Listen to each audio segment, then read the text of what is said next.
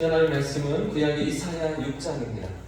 이사야 6장 1절부터 13절까지의 말씀을 같이 찾겠습니다. 구약 성경 973페이지에 있는 이사야 6장 1절부터 13절까지의 본문입니다. 한 절씩 교독해서 읽겠습니다.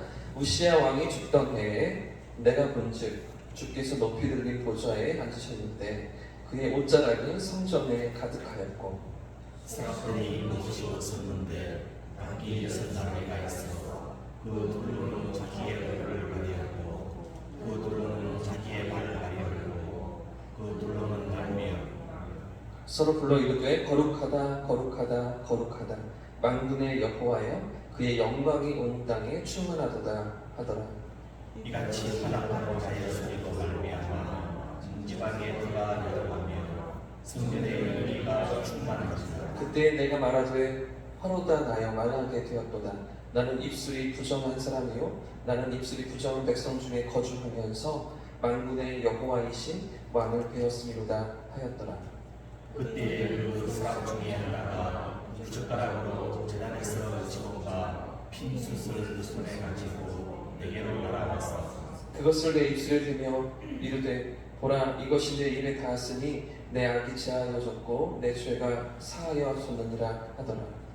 내가 또 주의 말씀을 들으니 주께서 이르시되 내가 누구를 보내며 누가 우리를 위하여 가라고 하시니 그때에 내가 이르되 내가 여기 있나이다 나를 보내소서 하였더니 여호와께서 이르시되 가서 이 백성에게 이르기를 너희가 듣기는 들어도 깨닫지 못할 것이요 보기는 보아도 알지 못하리라 하여 이 백성의 마음을 빛나게 하며 그들의 귀가 막히고 그들의 등이 감기게 하며 염려하되 그들이 눈으로 보고 귀로 듣고 마음으로 깨닫고 다시 돌아와 고침을 받으리라 하라 하시니 내가 이르되 주여 어느 때까지니까 하였더니 주께서 대답하시되 성읍들은 황폐하여 주민이 없으며 가옥들에는 사람이 없고 이 토지는 황폐하게 되며 여호와께서 사람들을 멀리 옮기셔서 이 땅 가운데 황폐한 곳이 많을 때까지니라. 같이 읽겠습니다. 그 중에 10분의 1이 아직 남아있을지라도 이것도 황폐하여 될 것이다. 밤나무와 상수리 나무가 배임을 당하여도 그 그루터기는 남아있는 것 같이 거룩한 시가 이 땅에 그루터기니라 하시더라. 아멘. 할렐루야. 오늘도 하나님께서 우리 삶에 찾아와 주실 줄 믿습니다. 다윗과 솔로몬 이후에 이스라엘이 전성기를 누리던 때가 있었습니다. 바로 우시야 왕이 남유다를 다스릴 때였는데요. 이 우시야가 통치할 때 유다는 정치적으로, 경제적으로 또 군사적으로 매우 막강한 전성기였습니다. 뿐만 아니라 우시야 왕도 하나님 앞에서 아주 겸손한 모습으로 그렇게 나라를 다스렸던 것이죠. 자, 그런데 어느 순간 이 우시야에게 교만한 마음이 일어나기 시작합니다. 그리고 하나님 앞에 제사장이 드려야 할 그 분향을 자기가 안 드리겠다라고 하다가 하나님의 진노를 입고 나병을 걸리게 되죠. 그리고 세상을 떠나게 됩니다. 여러분 생각해 보십시오. 승승장구하던 이 나라의 지도자가 하나님의 진노를 받아서 나병에 걸립니다. 그리고 얼마 지나지 않아서 세상을 떠나게 되었을 때 그때 유다 백성들의 심정이 어땠겠습니까? 그때 나라의 상황이 어땠겠습니까? 온 나라의 분위기가 어떤 상황이었겠습니까? 자, 근데 지금 그런 상황 가운데서 하나님이 이사야를 찾아오시며 백성들에게 말씀을 전하게 하시는데요. 자, 1절과 2절 말씀입니다. 1절과 2절을 같이 한번 읽어보겠습니다. 시작. 우시야 왕이 죽던 해에 내가 본즉 주께서 높이 들린 보좌에 앉으셨는데 그의 옷자락은 성전에 가득하였고 사람들이 모시고 섰는데 각기 6날개가 있어 그 둘로는 자기 얼굴을 가리고 그 둘로는 자기의 발을 가리고 그 둘로는 가리며 우시야 왕이 죽던 해이죠. 그런 비통한 상황 가운데 이사야가 하나님의 부르심을 받게 됩니다. 자, 그 모든 황망함과 참담한 가운데에서 이사야는 성전에서 거룩하신 하나님을 만나게 되는데요. 그리고 충만하게 임재하시는 하나님의 영광을 보게 됩니다. 이때 천사들이 뭐라고 노래합니까? 3절 말씀을 보시면 제가 읽겠습니다. 서로 불러 이르되 거룩하다 거룩하다 거룩하다 만군의 여호와여 그의 영광이 온 땅에 충만하도다 하더라. 그의 영광이 온 땅에 충만하신 하나님, 그 하나님은 어떤 분이시라고 천사들이 노래하고 있습니까? 거룩하신 하나님이시죠? 거룩하시다. 여러분, 하나님께서 거룩하시다라는 게 어떤 의미입니까? 거룩하신 하나님. 히브리어로 카도시라고 하는 이 거룩이라는 단어는 원래 자르다, 분리하다, 다른 것과 구별되다 등의 의미를 가진 그런 단어입니다. 그 중에서도 따로 떼어놓다라는 의미가 아주 강하게 있는 그런 특별한 상태를 묘사하고 있는 단어인데요. 그러니까 하나님은 피조물과 구별되는 하나님이시죠. 하나님은 세상과 구별되시고요, 죄와도 구별되시는 분이 바로 우리 하나님이신데, 다른 말로 바꾸면 어떤 피조물도 하나님 앞에 설 수가 없다는 거죠. 어떤 누구도 하나님의 그 영광과 완전하심과 전능하심 앞에, 그 앞에 설 수가 없다는 것이죠. 자, 그런데 이렇게 거룩하신 하나님을 누가 만나게 되었습니까? 5절 말씀해 보시면 5절입니다. 같이 한번 읽겠습니다. 5절 시작. 그때 내가 말하되 화로다 나여 망하게 되었도다. 나는 입술이 부정한 사람으로, 나는 입술이 부정한 백성 중에 거주하면서 만군의 여호와이신 왕을 배웠습니다. 이사야는 자신이 부정한 가운데에서 하나님을 배웠다라고 고백하고 있죠. 그러니까 죄인으로서 자신의 죄가 해결되지 못한 상태에서 거룩하신 하나님, 그 영광 중에 계신 하나님을 배웠으니, 그러니 이제 나는 어떻게 된다고 이야기합니까? 망하게 되었다는 것이죠. 죽게 되었다는 것입니다. 나는 입술이 부정한 사람인데, 입술뿐만 아니라 모든 자신의 행위도, 마음도, 영혼도, 근데 가장 폐업한 것이, 가장 부정한 것이 무엇이라고요? 입술인 거죠. 이 마음에 있는 것이, 모든 것이 쏟아지는 것이 입술이니까, 이 부정한 입술을 가지고서, 이 부정한 영혼을 가지고서 하나님을 배웠으니 망하게 되었다라는 것입니다. 사랑하는 여러분, 지금 이사야가 깨닫고 있는 것이 무엇입니까? 지금 국가의 왕이 죽고 나라가 위기 상황에 있는 건 아니겠습니까? 지금 혼란한 틈을 타서 만약에 대적들이라도 침략한다면 나라가 어떻게 되겠습니까? 이런 위태로운 처지에 있는 그런 망하게 된 그런 나라라고 생각하고 있었는데, 자, 그리고 백성들은 어떻습니까? 오랫동안 하나님께서 선지자를 보내시면서 돌아오라고, 돌이킬 것을, 회개할 것을 촉구하시는데도, 그런데도 여전히 폐역의 길로 나아가는 그 유다 백성들, 죽을 길로 나아가는 그런 백성들이었기 때문에 자신을 하나님께서 선지자로 부르시고 찾아오시며 말씀하시는 그런 대목 아니겠습니까? 자, 그런데 지금 환상 가운데서 거룩하신 하나님을 만나고 나니 진짜 문제가 무엇입니까?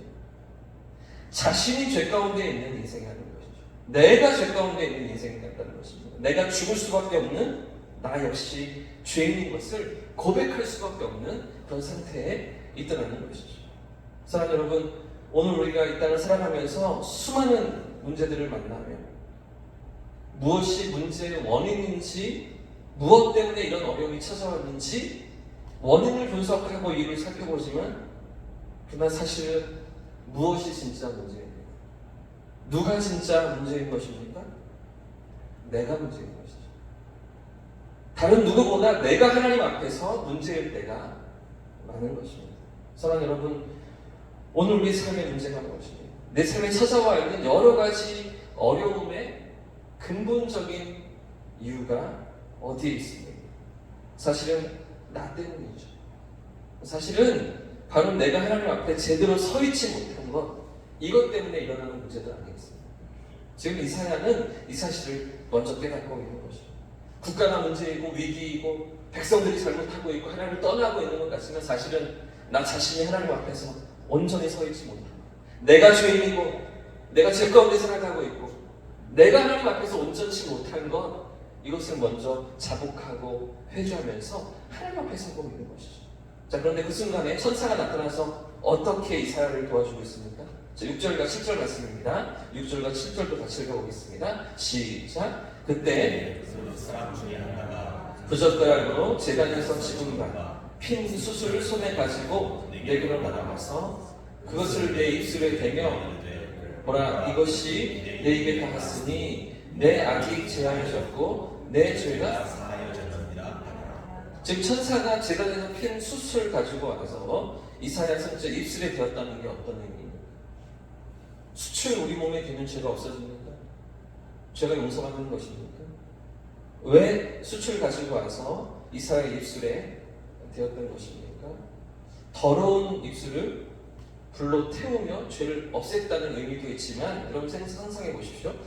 그 제단에 피어있던 숯은 무엇을 태울 때 쓰임받던 것입니까? 번제를 피울 때 드리는 그런 수치지요. 제단 위에 드려진 제물의 희생이 이사야의 죄를 씻었다는 것입니다. 그러니까 이 번제를 드릴 때 어린 양이나 황소를 태우면서 쓰여졌던 그 수치로 지금 이사야의 죄를 용서했다라고 그렇게 하나님께서 말씀하시는 것이죠. 사실은 그 희생과 그 제사가 이사야가 드린 것이 아니었죠. 이사야가 드린 번제가 아니었습니다. 그런데도 이사야의 죄를 용서하시며 모든 죄악을 사하시고 하나님 앞에 나아갈 수 있도록 하나님 앞에 설 수 있도록 그 길을 열어주신 것인데요. 사랑하는 여러분, 결국은 이와 같은 이 수초로 이사야의 입술에 대신한 이 행위가 어떤 진리를 나타내고 있을까요? 그가 드린 제사가 아니었습니다. 그 이사야가 드린 번제가 아니었습니다. 그런데도 불구하고 우리의 죄를 깨끗하게 하시며 우리를 용서하시는 그리스도의 십자가와 대속의 보혈을 나타내는 것이죠. 우리가 아닌 그리스도께서 대신하신 대속의 은혜를 여기서도 보여주고 있는 것입니다. 이런 은혜를 경험하고서 이사야가 들은 하나님의 부르심이 무엇일까요? 자, 8절 말씀을 같이 읽어보겠습니다. 8절입니다. 시작. 내가 또 주의 목소리를 들으니 주께서 이르시되 내가 누구를 보내며 누가 우리를 위하여 갈고 하시니 그때 내가 이르되 내가 여기 있나이다. 나를 보내소서 하였더니 이런 하나님의 부르심 앞에서 이사야가 반응하고 있는 것입니다. 그저 이사야가 하나님의 말씀을 가지고 유다 백성 앞에 외치고 선포하는 것이 아니라 나의 죄인됨을 깨닫고 나의 죄 가운데 살아가는 연약함을 깨닫고 하나님 앞에 설 수 없는 인생인 것을 고백하면서 하나님의 은혜를 체험할 때 그 수치로 죄를 용서하시고 십자가의 은혜로 자신을 찾아오시는 그런 은혜들을 경험할 때 내가 여기 있나이다. 나를 보내소서 이렇게 반응하며 깨어나서 하나님 앞에 쓰임받고 있는 것이죠. 죄사함의 은혜가 십자가의 사랑이 바로 나를 위한 것임을 깨달았던 이사야가 주님 내가 여기 있습니다. 나를 사용해 주옵소서 이렇게 고백하면서 그 하나님의 부르심 앞에서 반응하고 깨어나고 있던 것입니다. 사랑하는 여러분, 오늘 우리가 이 땅을 살아가면서 하나님께서 우리에게 어떤 은혜를 주셨습니까? 하나님께서 우리에게 어떻게 찾아와 주셨습니까? 수많은 죄 가운데 방황하고 헤매이며 똑같이 죽을 수밖에 없는 그런 인생의 길을 걸어가던 우리를 하나님께서 어떻게 찾아와 주시고 어떻게 만나 주셨습니까? 자, 그러시고 그 은혜 가운데 우리가 어떻게 살기를, 어떤 삶의 길로 나아가기를 주님이 원하시는 것입니까? 오늘 8절에 이사야를 부르셨던 것처럼 내가 누구를 보내며 누가 우리를 위하여 갈고 하나님께서 찾으시는 것 아니겠습니까? 이렇게 우리를 부르실 때 주님 내가 여기 있습니다. 나를 보내소서, 나를 사용해 주옵소서 고백하는 저와 우리 모두의 삶이기를 예수님 이름으로 축복합니다. 우리의 삶에도 이런 은혜를 경험하면서 십자가의 감격과 은혜를 가지고서 사명의 길로 나아가는 저와 성도님들의 삶이기를 주님 이름으로 축복합니다. 우리 하나님 아버지의 영원하신 사랑과 예수 그리스도의 대속의 은혜 앞에서 부르심의 길로 사명의 길로 나아가는 그런 오늘 하루가 되시기를 예수님 이름으로 축복합니다. 이렇게 찬양하고 기도하겠습니다.